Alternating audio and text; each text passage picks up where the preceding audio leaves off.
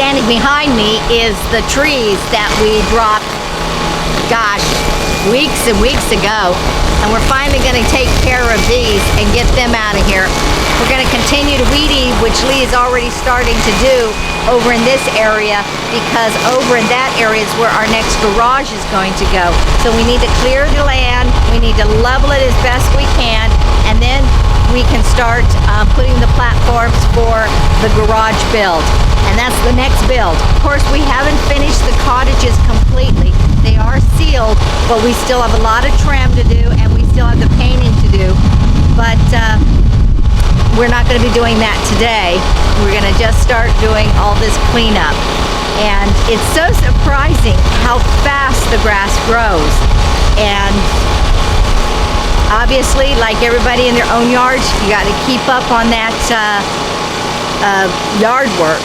And it's just a shame it just can't stay the way we clean it up and let us move on to the next section. But we had to come back and take care of all this business before moving forward.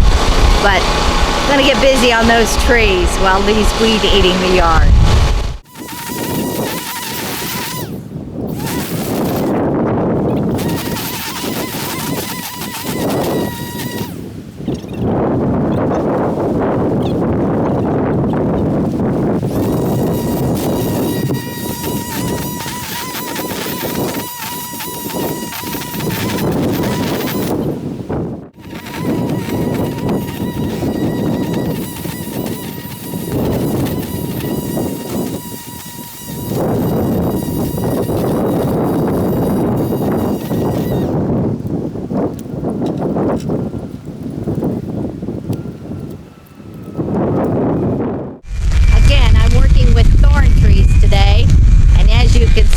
The thorns are not short and they're very sharp.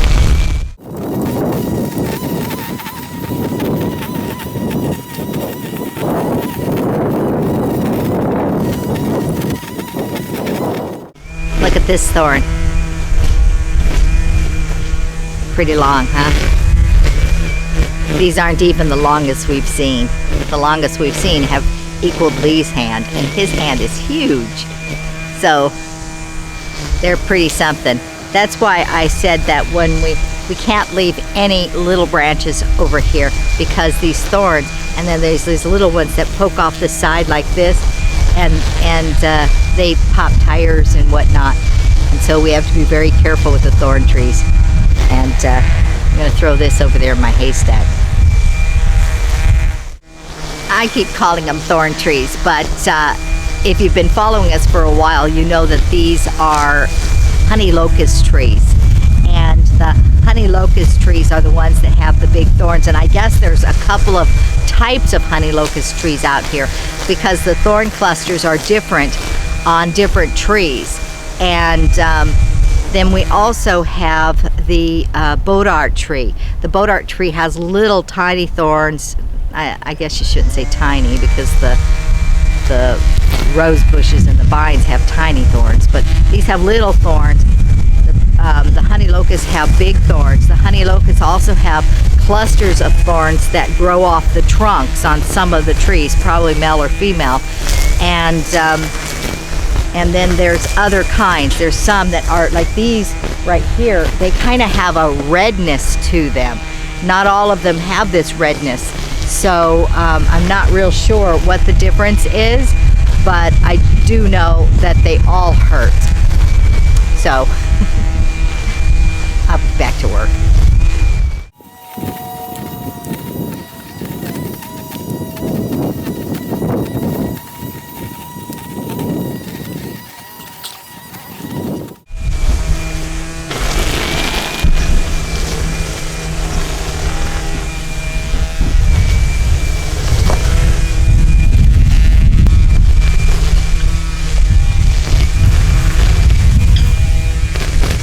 After we cut these branches, we lay them nicely in a line, because there's so many thorns that when we go to pick them up, they will stab our arms if they're all, or they'll stab anything.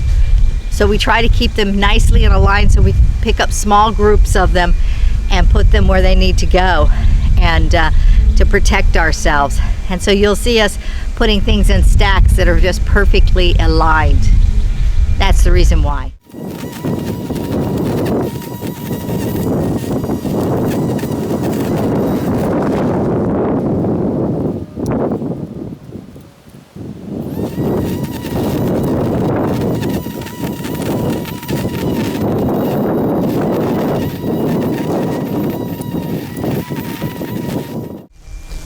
Here's a small cluster of thorns.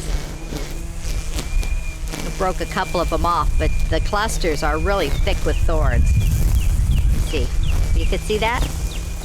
Don't know.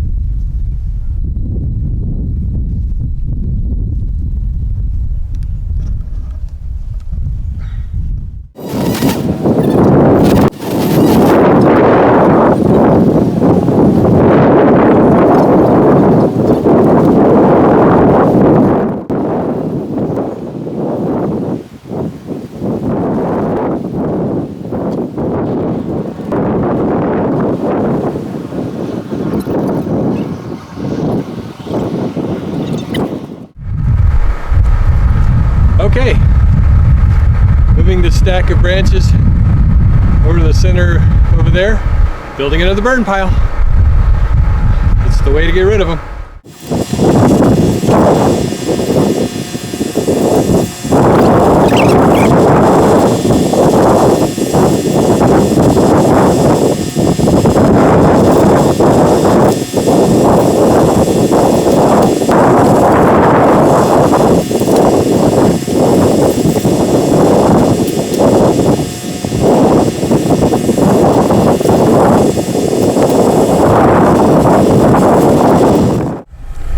Digging this hole. It's a baby frog right here. Oops, there he goes. See him?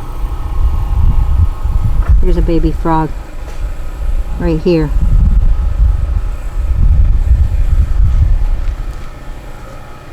I disturbed their world. They're real little. You can see they're kind of. Oops, and there's a centipede. Ooh, ooh. Look at that. Look at that. I don't know if that's a centipede or not. You see it right here? There he goes. Oh God, what is that?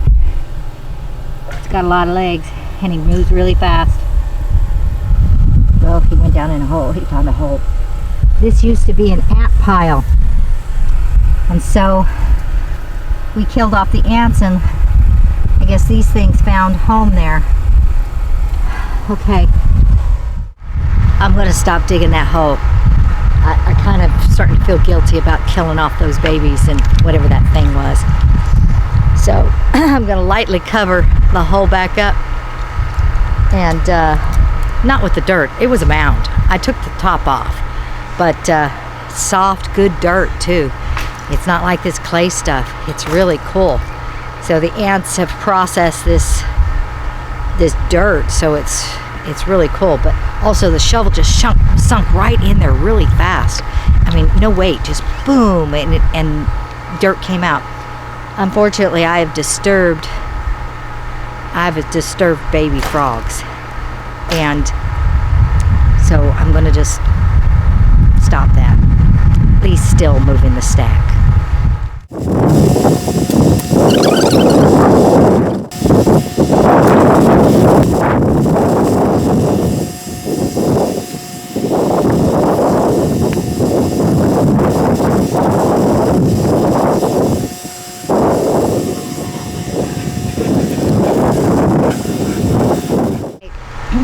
digging deep, but I do have to skim the top because this is a mound and it's in line with our next garage, so we can't have a big high spot. And also underneath where these things are, the ground, like I said, is soft. There's all these tunnels where the ants had burrowed down deep inside the earth, and so we don't want, you know, that ridge being right there where we need to put our thing. So basically I'm going to try to leave the frogs alone because they are kind of more centered and in the soft dirt, and I'm going along the outside edges of this mound since I've already topped it off, and I'm going to try to level it as best as possible without disturbing what's living in the ground, and we'll see how that goes.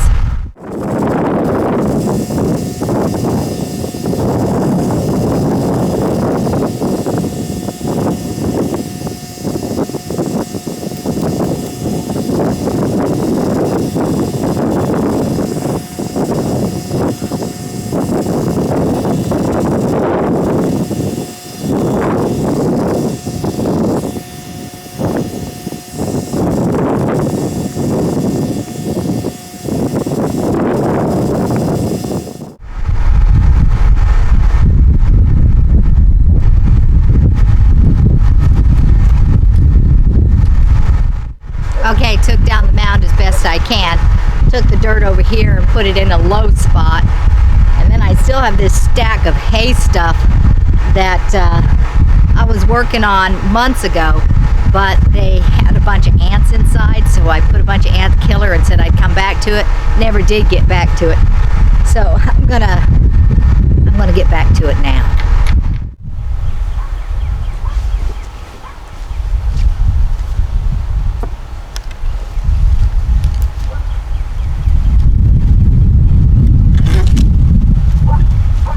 This here is our practice block.